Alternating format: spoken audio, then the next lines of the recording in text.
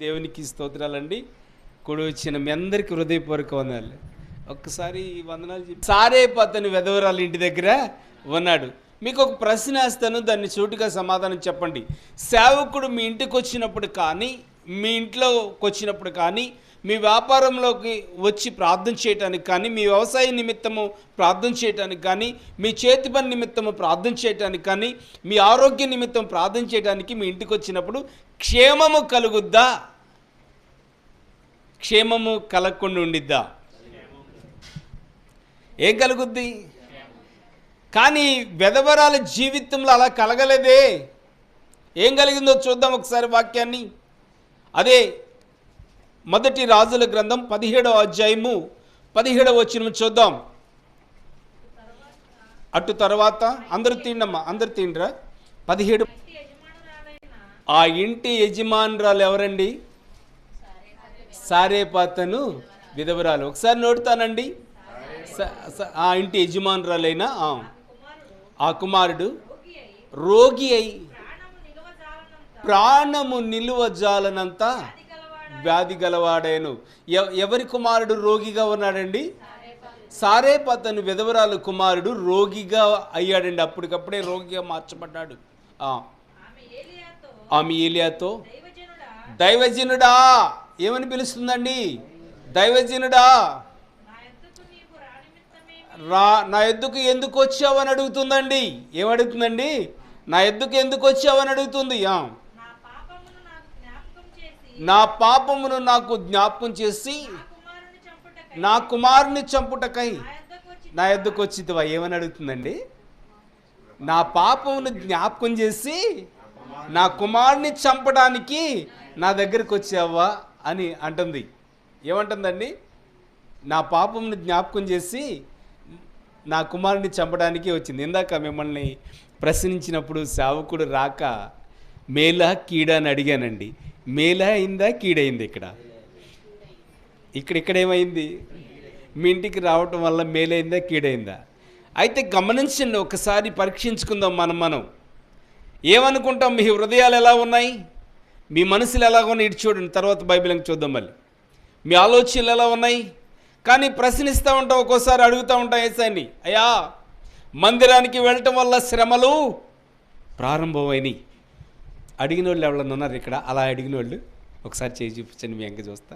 చూపించరా? నేను అడిగానండి. మీరు అడగలేదు ఏంటి? అలా చూస్తున్నారా? ఇంకా చూపించండి అమ్మా. మందిరాలకి వెళ్ళటం వల్ల ప్రారంభమైన శ్రమలు. ఏం ప్రారంభమైనట? శ్రమలు ప్రారంభమైనవి. సేవకుడు మా ఇంటికి రాకుండా ఉండే బాగుండు, ప్రారంభమైంది శ్రమ. ప్రార్థనకి వెళ్ళటం వల్ల సమస్యలు ప్రారంభమైనవి. ఎక్కడికి వెళ్ళటం వల్ల అంటే చూడండి, మందిరానికి వెళ్ళటం వల్ల, ప్రార్థనకి వెళ్ళటం వల్ల వాళ్ళే బాగున్నారు. ఎవరు బాగున్నారట? మందిరానికి వెళ్ళని వాళ్ళే బాగున్నారు. అందుకని గమనించండి. ఎందుకంటే పరిశుద్ధాత్మ దేవుడు స్పష్టంగా మనం కూడా ఒక్కొక్క రోజున అనున్న వాళ్ళమే. కానీ మన బంధువులు కూడా రాళ్ళేస్తూ ఉంటారు, మన స్నేహితులు కూడా రాళ్ళేస్తూ ఉంటారు, మన నానుకున్న వారు కూడా రాళ్ళేస్తూ ఉంటారు, వారు కూడా రాళ్ళేస్తూ ఉంటారు. ఏమని? ఎందుకమ్మా అక్కడికి వెళ్తున్నావు? ప్రార్థన అంటేనే శ్రమ, శ్రమ అంటేనే ప్రార్థన. యేసన్న గారు చెప్పారంటండి. ఏమని చెప్పారంటే, ప్రార్థన అంటే, సేవ అంటే అది పూలబాట కాదట. ఏ బాట అండి? ముళ్ళబాట. కానీ గమనించండి ఎంత అద్భుతంగా రాశాడు చూడండి. శోధించబడిన మీదట మళ్ళీ సువర్ణంగా మారుతామంట. పరలోక రాజ్యంలో మనం సువర్ణంగా మార్చబడతాం. ఎన్నోసార్లు చూడండి, సేవకుడు ఆ విధవరాలు ఇంటికి వెళ్ళటం వల్ల చూడండి, ఆ కుమారుడు రోగిగా మార్చబడ్డాడు. రోగిగా మార్చబడిన తర్వాత ఆ కుమారుడు ఏమైపోయాడు? చనిపోయాడు. చనిపోయిన తర్వాత విధవరాలు ఏమంటుంది? దైవజనుడా ఏమంటుందండి? అనండి ఒకసారి, తమ్ముడు అనండి. ఏమంటుంది? దైవజనుడా నా ఎద్దుకు నువ్వు ఎందుకు వచ్చావు అంటే, పాపాన్ని ఏం చేశాడు? పట్టబయలు చేశాడు. ఒక సేవకుడు వచ్చి ఆ పాపాన్ని చేయొద్దమ్మా, అలా తిరగొద్దమ్మా. నేను ఎన్టీఆర్ కాలేజీలో పరిచర్యకి వెళ్తానని, ఇక్కడ కూడా వీధి పరిచర్యకి ఇంటింటికి వస్తూ ఉంటాం. నన్ను చూసి ఈ బజార్లో చూసి నన్ను ఆ పై బజార్ గుండా తిరిగి వస్తారు. ఎందుకని? ఈయన వస్తే ఏమన్నా మన పాపాన్ని బయట పెడతాడేమో అని చెప్పి. చూడండి, గమనించండి, పరిశుద్ధ ఆత్మదేవుడు స్పష్టంగా తేటగా వివరిస్తున్నాడండి.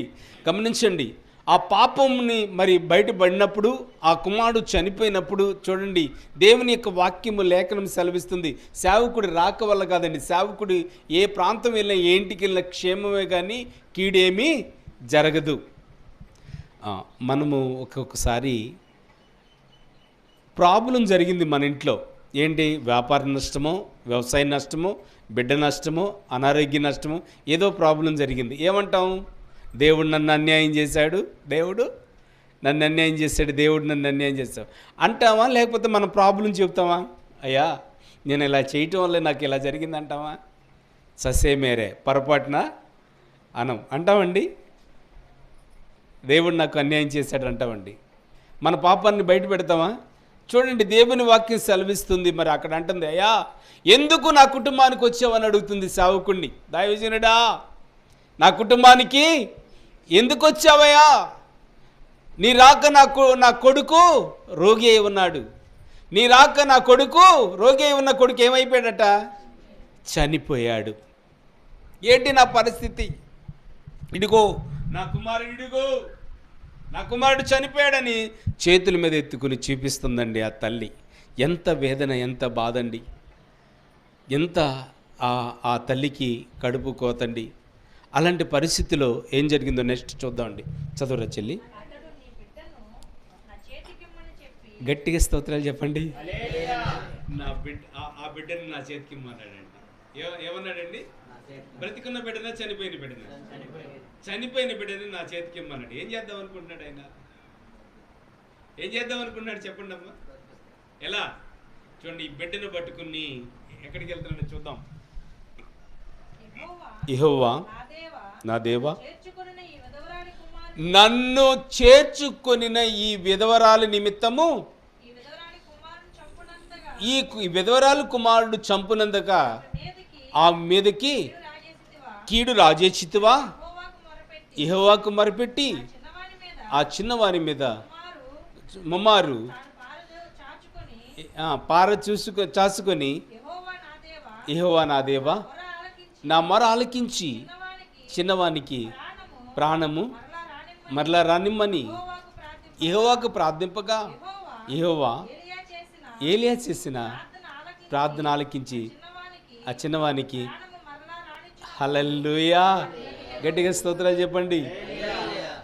ఏం చేసి ఏమొచ్చిందంటే చిన్నవానికి ప్రాణం వచ్చింది, మళ్ళీ బ్రతికేను.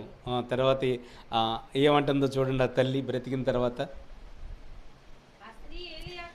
ఆ స్త్రీ ఏలియాతో, అమ్మ ఎక్కడికి వచ్చింది ఇప్పుడు స్టోరీ? అందితే జుట్టు, లేకపోతే కాళ్ళు. ఇందాక ఏమంది? నువ్వు నా ఇంటికి ఎందుకు వచ్చావు అంది. ఇప్పుడు ఏమంటుంది? నీవు దైవజనుడై ఉన్నావు, నీవు పలుకుచున్నా యెహోవా మాట నిజమనియు. హల్లెలూయా, హల్లెలూయా. చూడండి, గమనించండి, జాగ్రత్తగా వినండి. ముందు విధవరాల కండిషన్ ఎలా ఉంది, తర్వాత ఎలా ఉంది, తర్వాత పరిస్థితి. పెడితే పెళ్ళి, లేకపోతే చావు. నీవు నిజమైన దైవజనుడువు. మన ఇంట్లో కన్నా కార్యం జరిగిందనుకో, ఆహా, మనకు పట్టుకోవడానికి పగ్గాలు ఉంటాయండి. అప్పుడే భోజనాలు, అప్పుడే ప్రార్థనలు. ఆ సంతోషం ఆగుద్దండి? ఆగదు. చూడండి, గమనించండి, జాగ్రత్తగా వినండి. ఏం చేశాడు దేవుడు? నా ఇంట్లో అద్భుతమైన కార్యం చేశాడండి. అద్భుతమైన మేలులు చేశాడు, దీవెనలు పంపించాడు. అందుకని ఇంత అద్భుతమైన కార్యం జరుగుతుంది. కానీ ఏమీ చేయకపోతే మన మొఖాలు ఎలా ఉంటాయి? అపజయమే. దేంట్లో ఏలిపెట్టినా అపజయమే. ఏ వ్యాపారంలో చేయబెట్టినా అపజయమే. ఏ వ్యవసాయంలో చేయబెట్టినా అపజయమే. ఎలా ఉంటుంది మన ముఖం? మన ఫేసులు ఎలా ఉంటాయి? మన ఆలోచనలు ఎలా ఉంటాయి? మన తలంపులు ఇలా ఉంటాయి. ఇంకా చేసేనంటావా? నా జీవితంలో దేవుడు మేలులు చేస్తాడంటావా? అద్భుతాలు చేస్తాడంటావా? సూచక్రియలు చేస్తాడంటావా? చూడండి, గమనించండి. సేవకుడు నీ ఇంటికి రావటం వల్ల వ్యాపారం మరి చనిపోయింది అనుకోండి. గమనించండి, ఎప్పుడైతే సేవకుడు ప్రార్థిస్తాడో నీ వ్యాపారాన్ని అంచెలంచెలుగా లేపుతాడు దేవుడు. ఆమేన్ చెప్దాం గట్టిగా. కుటుంబంలో అనారోగ్యంతో ఉన్నట్లయితే బిడ్డలు, సేవకుడు నీ ఇంటికి వచ్చి అనారోగ్యం కోసం ప్రార్థన చేస్తాడు. దేవా, ఈ బిడ్డను ముట్టు, ఈ బిడ్డను స్వస్థపరచు, ఈ వ్యాపారాన్ని దీవించండి, ఈ వ్యవసాయాన్ని దీవించమని సేవకుడు ప్రార్థన చేసినప్పుడు నీ కుటుంబాన్ని అంచెలంచెలుగా దీవిస్తాడు దేవుడు. హల్లెలూయా. అంచెలంచెలుగా ఆశీర్వదిస్తాడు నీ కుటుంబం సేవకుడు వచ్చినప్పుడు. ఎప్పుడు కూడా తక్కువ అంచనా మనం వేయకూడదండి. బ్రతకలేక వచ్చావని ఎన్నో ప్రశ్నలు ఇస్తామండి. బ్రతకడానికి నీకు ఆహారం లేక ఇంటింటికి తిరుగుతామని చాలామంది కొన్ని చోట్ల అంటూ ఉంటారు. బ్రతకలేక వచ్చారంటారా? ఏసన్న గారు మరి ఒక ఇంటికి అమ్మ ఒక ఆదివారం రాలేదని ప్రార్థన చేయడానికి వెళ్ళారంట. సరే అమ్మ ఏంటి రాలేదంటే, కొంచెం మరి ఇట్లా అర్జెంట్ పని ఉండి ఆగానని అని చెప్పింది. సరే అయ్యగారు ఎలాగైనా వచ్చావు కదా, కొంచెం భోంచేసి వెళ్ళమని చెప్పిందంట. సరే అక్కడ భోజనానికి కూర్చున్నాడండి. కలుపుకుని ఆ పప్పు ఆ చారు పోసుకుని కలుపుకుని తింటున్నాడు. ఈ లోపల ఆయన గారు వచ్చారు. ఎవరైనా అలా ఆయన గారు వచ్చారు. ఏమంటున్నాడు? దున్నపోతులేక ఉన్నావు, పని చేసుకోలేవా? పని చేసుకుని జీవించలేవా? ఇలా ఇంటింటి తిరిగి కొంపలంబడి తిరిగి ఎందుకు ఈ బాధ నీకు అని అన్నాడండి. చూడండి, గమనించండి. ఆ సేవకుడు అలాగే ఉన్నాడు. మరి వెళ్ళిపోతేనేమో ఎవరు బాధపడతారు? ఆ తల్లి బాధపడద్ది భోజనం చేయకుండా వెళ్ళిపోతే. చూడండి, ఆయన ఎన్నో మాటలు ఎలా ఉన్నాయి. మీరైతే ఉంటారు, వెళ్ళిపోతారా? మిమ్మల్ని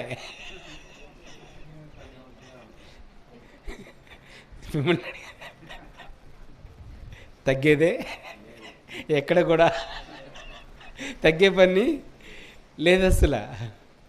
చూడండి, గమనించండి. అన్న మాటలకి వెళ్ళిపోతాడేమని చూశాడండి, వెళ్ళలేదండి. కానీ కాండ్రించి 2 సార్లు మూసాడంట పళ్ళులో.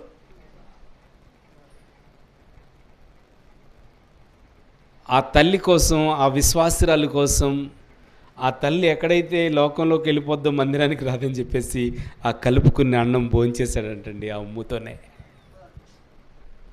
ఎందుకంటే ఒక సేవకుడికున్న విలువ, ఒక సేవకుడికున్న ఖ్యాతి, ఒక సేవకుడికున్న భాగ్యాన్ని తెలియపరుస్తుంది బైబిల్ ఇక్కడ. అలా జీవించిన కొంతకాలానికి మంచి వ్యవసాయం చేసే వ్యక్తి అండి అతను, తిట్టిన అతను. మరి అటు వెళ్ళిపోయిన తర్వాత ఆ తల్లి వాళ్ళ భార్యతో మాట్లాడుతానంట. చిన్న కుర్రాడే, చిన్న వయసులోనే మీ పాస్టర్ గారికి మంచి ఓర్పు ఉన్నట్టుందే అన్నాడు. ఆయన ముందు ఏమన్నాడు? తిట్టాడు. ఇప్పుడు ఏమన్నాడు? ఓర్పు ఉంది అన్నాడు. చూడండి, అలాంటి వ్యక్తి ఆ సంవత్సరం పంట అద్భుతంగా పండిందంట. ఏ సంవత్సరం? ఉమ్మూసిన సంవత్సరం. ఏ సంవత్సరం పండిందంటండి? ఉమ్మూసిన సంవత్సరం పండింది. చూడండి, గబగబా ఈ ఎడ్ల బండి కట్టేసి ఎడ్ల బండి మీద 2 బత్తాలు వేసుకుని హోసన్న మందిరానికి వెళ్తున్నాడంట కానుక ఇవ్వటానికి. గట్టిగా స్తోత్రాలు చెబుదాం. హల్లెలూయా. యేసన్న గారు వీళ్ళని చూసి ఆశ్చర్యపోయారు. ఆ 2 బత్తాలు దింపుకున్నారు, ఆయనకు ప్రార్థన చేశారు. ఇంకొక 2 సార్లు ఊస్తే బాగుండు అనుకున్నాడు ఆయన. ఎన్ని బస్తాలు వచ్చాయట? చూడండి, సేవా పరిచర్య కోసం వాడటానికి అనేక మంది సేవకులు ఉంటారు అక్కడ, అనేక మంది విశ్వాసులు ఉంటారు. ఆయనకేదో వ్యాపారం చేసుకుందామని కాదండి, ఆ బియ్యంతో అనేక మంది పోషించబడటానికి ఒక సేవకుడు రాక ఆ కుటుంబానికి, ఆ వ్యాపారానికి ఆశీర్వాదకరంగా మార్చబడింది. గట్టిగా స్తోత్రాలు చెప్పండి. హల్లెలూయా. ఈ రోజున నీ కుటుంబం కోసం ఒకసారి చెప్పు, అయ్యా ఇదిగో వ్యాపారం ఒడిదుడుకులుగా ఉందండి, మీ చేతులకు అప్పగిస్తున్నానయ్యా, సేవకుడికి అప్పగిస్తున్నానయ్యా, సేవకుడితో ప్రార్థిస్తున్నాను తండ్రి. అపజయం వచ్చినా సరే, నిందొచ్చినా సరే, వేదన వచ్చినా సరే, వ్యాపారం సరిగ్గా ముందుకు వెళ్ళపోతున్నా సరే, వ్యవసాయం ముందుకు వెళ్ళపోతున్నా సరే, సేవకుడిని తీసుకెళ్ళి ప్రార్థన చేయించి అక్కడ చూడండి ఏలి అక్కడ ప్రార్థన చేశాడండి. ఎలాంటి ప్రార్థన చేశాడు? అమ్మా నీ బిడ్డను నాకు ఇవ్వు అని 2 చేతులకు తీసుకున్నాడండి. 2 చేతులకు తీసుకుని మేడ మీదకి వెళ్ళండి. మేడ మీదకి వెళ్ళి ఆ మంచం మీద పడుకోబెట్టాడండి. మంచం మీద పడుకోబెట్టి అలా చూస్తున్నాడండి, చూస్తున్నాడు. యెహోవా ఈ ఎదవరాలు పాపాన్ని జ్ఞాపకం చేసుకున్నావా? ఇవేం చేసిందో నింద ఒకసారి నా నుంచి అన్న నా ప్రార్థనను ఆలకించు, నా మొర ఆలకించు, నా విన్నపాలు ఆలకించు, ఏమో పాపాన్ని క్షమించి ఆ బిడ్డను బ్రతికించమని వేడుకున్నాడండి. సావుకుడు ముమ్మారు పారి చూశాడంట ఆ బిడ్డ వైపు. ముమ్మారు పారి చూసినప్పుడు ఆ మంచం మీద ఉన్న బిడ్డ లేచి నిలబడ్డాడంట. గట్టిగా స్తోత్రాలు చెల్లిద్దాం. దేవుని సేవకుడు మీ ఇంటికి రావటం వల్ల ఆశీర్వాదమే. మీ వ్యాపారం దీవించబడద్ది, మీ వ్యవసాయం దీవించబడద్ది, మీ చేతి పని దీవించబడద్ది, మీ భూపంట దీవించబడద్ది. దేవుడు మంచి ఆరోగ్యం, ఆయుష్, నెమ్మది, శాంతి, సమాధానము మీ కుటుంబానికి నా దేవుడు అనుగ్రహించునుగాక. హల్లెలూయా. చూడండి, యేసుక్రీస్తు 33.5 సంవత్సరాలు ఈ భూలోకంలో జీవించారు. ఎక్కడన్నా అపజయం జరిగిందంటారా? ఆయన వీధుల్లో సువార్త ప్రకటించారు, మందిరంలో సువార్త ప్రకటించారు, కొండల్లో సువార్త ప్రకటించారు, అలాగే యెరూషలేములో సువార్త ప్రకటించారు, సమరయ పట్టణంలో సువార్త ప్రకటించారు. ఆయా ప్రాంతాల్లో, పల్లెల్లో, వీధుల్లో, కొండల్లో, లోయల్లో, అరణ్యంలో అనేక చోట ప్రసంగించారు. ఎక్కడ కూడా కీడు జరగలేదండి. ఆయన రాక ఎలాగుంది? యేసుక్రీస్తు రాక ఎలాగుంది? పరలోకం నుంచి మనిషి కుమారుడికి ఈ లోకానికి వచ్చారు. ఆయన రాక మేలుకరంగా ఉందా? అపజయకరంగా ఉందా? మేలుకరంగా ఉంది. ఆయన రావటం వల్ల కీడేమైనా జరిగిందా? మేలేమైనా జరిగిందా? మేలే జరిగింది. ఏం మేలు జరిగింది? చనిపోయాడు లాజరు. చనిపోతే లాజరు అలా తల పైకెత్తి తండ్రిని మొరపెట్టుకున్నాడు. 4 రోజులైంది, శవం కుళ్ళిపోయే పరిస్థితి. లాజరు బయటికి రమ్మన్నాడు. సేవకుడు, దైవజనుడు, దేవుడే దిగొచ్చాడండి. ఆ లాజరు బయటకు వచ్చాడండి. ఆ అక్క చెల్లెళ్ళు సంతోషపడుతున్నారు. ఆ కుటుంబంలో సంతోషమే సంతోషం అండి, ఆనందమే ఆనందము. ఆ సేవకుడు ప్రార్థన, ఆ దైవజనుడి ప్రార్థన, ఆ దేవుని ప్రార్థన ఆశ్చర్యకరంగా, దీవెనకరంగా ఉంది. ఎన్ని అద్భుతాలు చేశారు! 1, 2 కాదండి, ఎన్నెన్ని అద్భుతాలు. కానీ యేసుక్రీస్తు వైపు చూసి కొంతమంది గిట్టనోళ్ళు, కొంతమంది నచ్చనోళ్ళు ఏమన్నారు? ఆయన చేసే పనులు మాకేమీ నచ్చలా. ఏం చేశాడు? కుంటివాడిని బాగు చేశాడు. ఇంకేం చేశాడు? గుడ్డివాడిని బాగు చేశాడు. ఇంకేం చేశాడు? చాంద్ర రోగుల్ని బాగు చేశాడు, కుష్టి రోగుల్ని బాగు చేశాడు. ఇంకేం చేశాడు? రక్తస్రావ రోగిని బాగు చేశాడు. ఏం చేశాడండి? చూడండి, యేసుక్రీస్తు రాక ఈ భూమి మీదకి అపజయం లేదండి, ఆశీర్వాదమే. అటు ప్రభువుని ఎరిగిన వారిని ఆశీర్వదించాడు, ప్రభువుని ఎరగని వారిని కూడా ఆశీర్వదించాడు. అపోస్తులు 10:36లో ఏముందండి? యేసుక్రీస్తు అందరికీ ప్రభు అట. ఎవరికి ప్రభు అండి? అందరికీ ప్రభు. గొప్ప కార్యములు చేశాడు, గొప్ప అద్భుతములు చేశాడు. ఓస చేయగల వారిని బాగు చేశాడు. 4 మోసుకొస్తున్నారు పక్షవాతం గలవారిని బాగు చేశాడు. మేలంటారా కీరేంటారా? మేలే. ఎందుకని మరి యేసు ప్రభు దగ్గరికి వచ్చి, మా దగ్గర మరి డబ్బు ఉంది, కండబలం ఉంది, అండబలం ఉంది, నీ దగ్గర ఏం మహిమ ఉంది, మన ఇద్దరం కలుద్దాము, బోళ్ళంత సంపాదన సంపాదించవచ్చు అంటున్నారు. కానీ యేసయ్య ఏమన్నాడు? నా దగ్గర కత్తి ఉంది, మీ దగ్గర కరుణ ఉంది అంటున్నారు వాళ్ళు. కరుణ కత్తి కలిస్తే ఏం జరుగుద్దంట? సంపాదన బాగా సంపాదించవచ్చు. ఎలా? కత్తి పట్టుకున్న ఎర్రబాబాయ్ అంటే తనకున్న డబ్బు అంతా తీసుకొచ్చేస్తాడు. తీసుకొస్తాడా? తీసిరాడా? యేసుక్రీస్తు అన్నాడు ఒక మాట, కత్తికి కరుణకి పత్తు కుదరదు. ఏం కుదరదు అంటండి? కత్తికి కరుణకు పొత్తు కుదరదు. ఎన్ని అద్భుతాలన్నీ, ఎన్ని ఆశ్చర్యక్రియలు, ఎన్ని మేలులండి. చూడండి, నా జీవితంలో ఎన్నో మేలు చేశాడు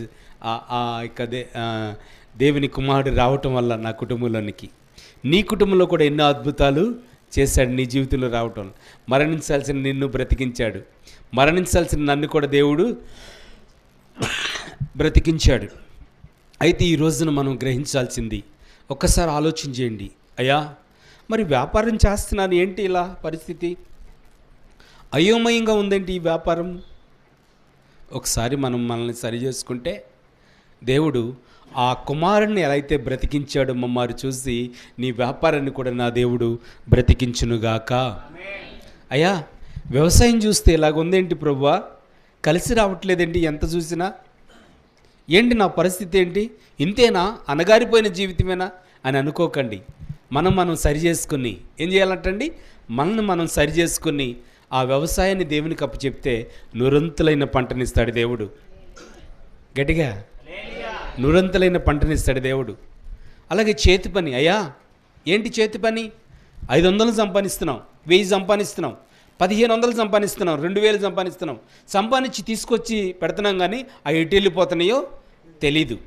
సేవకుడు ప్రార్థన చేస్తున్నాడు, బాగానే ఉంది, నా డబ్బు ఎటు వెళ్ళిపోతుందయ్యా, ఇల్లు కట్టుకోలేకపోతున్నాను, స్థలం కొనుక్కోలేకపోతున్నాను, భార్యని సరిగ్గా చూడలేకపోతున్నాను, భర్త విషయంలో బిడ్డల విషయంలో సరిగ్గా చదివించుకోలేకపోతున్నాను, నా డబ్బులు ఎటు వెళ్ళిపోతున్నాయి, నాకు సరిగ్గా ఉద్యోగ అవకాశాలు లేవయ్యా, ఏంటయ్యా నా పరిస్థితి, ఆ డబ్బులు ఎటు వెళ్ళిపోతున్నాయి. ఒకసారి మనల్ని మనం సరి చేసుకుంటే డబ్బు ఏకరాశిగా నిలిచిపోద్దట. గట్టిగా చెప్పండి. రాసి ఉంటుందండి. ఏ రాశి అండి?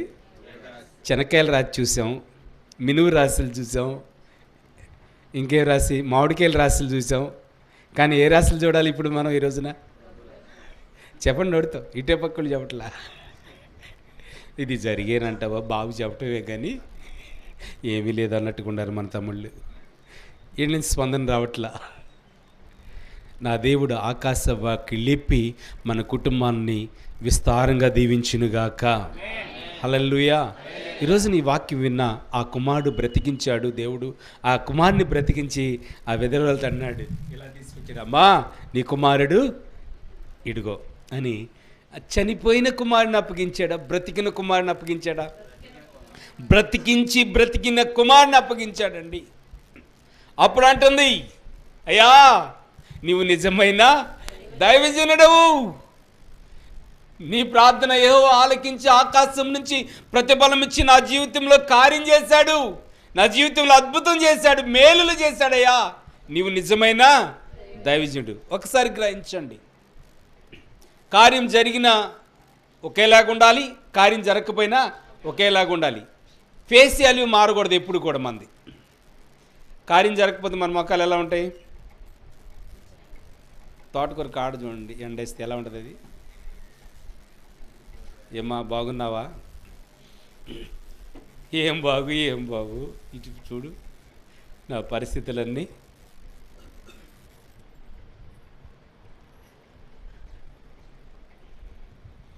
ఇలా ఉన్నాయి చూడండి, గమనించండి. దేవుని నమ్ముకున్న బిడ్డలకు ఉండే కళ ఏంటంటే, సంతోషం ఏంటో తెలుసండి. అప్పులున్నా సంతోషంగా నవ్వుతారనమాట. మీలాగా బాధలున్నా మీలాగా సంతోషంగా నవ్వుతారు, ఇబ్బందులున్నా మీలాగా సంతోషంగా నవ్వుతారు. ఎందుకని? దేవుడు సంతోషాన్ని ఇవ్వబోతున్నాడు మీ కుటుంబంలో. హల్లెలూయా. లోకానుసారమైన వాళ్ళకి అంత ఇది ఉండదు, మొహంలో కళ్ళు ఉండదు. ఎందుకంటే మనకి అంత పవరు. ఎవరిచ్చారు ఈ పవరు? కొంచెం సేపు గడిపొచ్చాడంట మోషే. ఎవరితో? దేవునితో గడిపొచ్చాడు. చూడండి, మొహం చూడటానికి కూడా సరిపోవట్లేదు అనమాట, మెరుస్తుందంట. అట్టి మెరుపు మీ అందరికీ దయచేయునుగాక. మెరవట్లేదు తమ్ముడు మొహాలు. ఇంకా గట్టిగా స్తోత్రాలు చెప్దాం. సేవకుడు భ్రమపెట్టడానికి చెప్పడండి మాటలు ఎప్పుడు కూడా దీవెనకరమైన మాటలే. ఈ రోజున వాక్యం విన్న మీరు మీ కుటుంబంలో వ్యాపార విషయంలో చనిపోయి ఉందా, వ్యవసాయ విషయంలో చనిపోయి ఉందా, ఉద్యోగ విషయంలో చనిపోయి ఉందా, కుటుంబ విషయంలో చనిపోయి ఉందా, చదువు విషయంలో చనిపోయి ఉందా, ఇంకా ఏమనుకున్నారు మీ హృదయంలో, ఏమనుకున్నారు, ఏం ఆలోచన చేస్తున్నాయా? చనిపోయిన పరిస్థితులు తండ్రి అయ్యా, ఈ రోజున చనిపోయిన పరిస్థితులు అయితే నీ దైవజనుడికి అప్పు చెప్తున్నాను తండ్రి అయ్యా. దైవజనుడు ప్రార్థిస్తున్నాడు ఈ రోజున.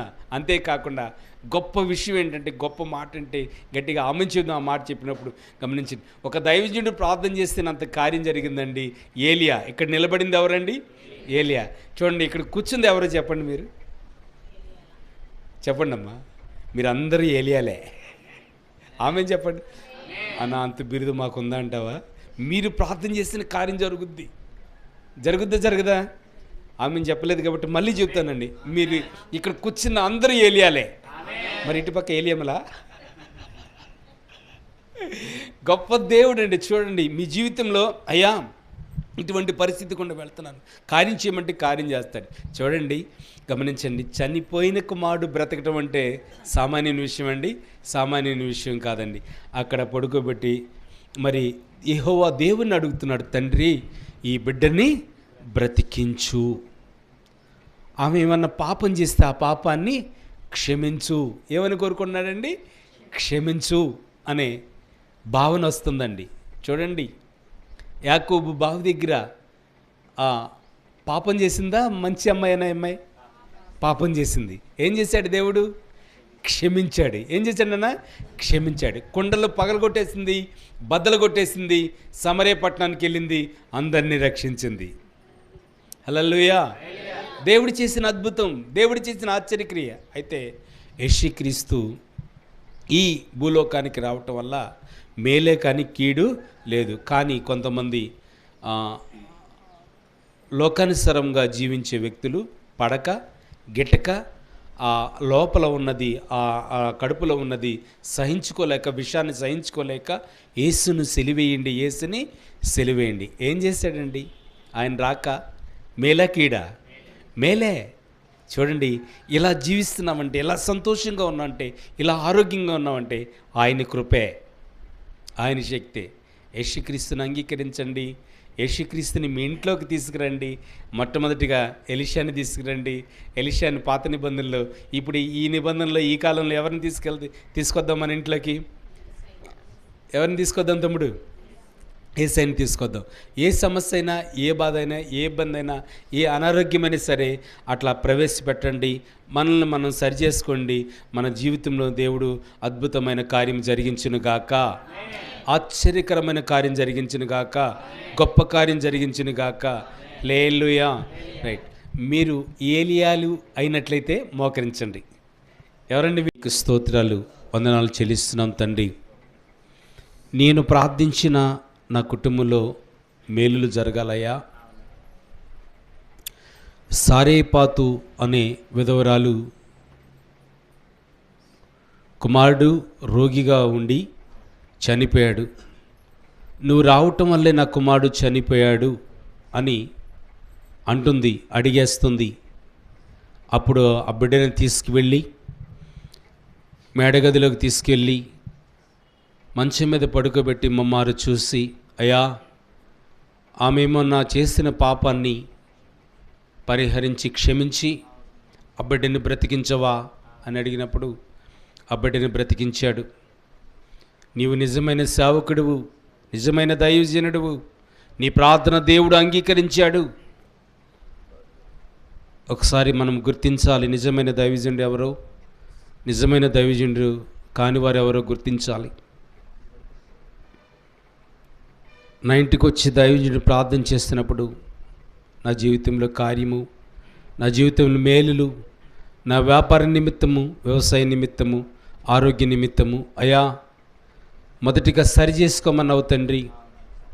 నన్ను నేను సరి చేసుకోవడానికి, నా కుటుంబాన్ని నేను సరి చేసుకోవడానికి భాగ్యాన్ని దయచేయండి, దీవించండి. సేవకుడు పలికిన మాటలు, నేను ఒక ఏలియాని, నా బిడ్డలు ఇక్కడ కూర్చున్న ప్రతి బిడ్డ కూడా ఒక ఏలియా. వాళ్ళు ప్రార్థన చేసినా, నేను ప్రార్థన చేసినా మీరు కార్యం జరిగించండి. వ్యాపారం గురించి ప్రార్థిస్తారు తండ్రి, వ్యవసాయం గురించి, చేతి పని గురించి, భూ పంట గురించి, ఉద్యోగం గురించి, అయ్యా బిడ్డల చదువుల గురించి ప్రార్థిస్తారు తండ్రి, మీరు కార్యం జరిగించండి. యేసయ్యా ఈ భూలోకానికి వచ్చి ఎన్నో అద్భుతాలు, ఎన్నో ఆశ్చర్యక్రియలు జరిగించారు తండ్రి. అయ్యా ఇంకనూ మా జీవితంలో కార్యం జరిగించమని ప్రార్థించుకుందాం.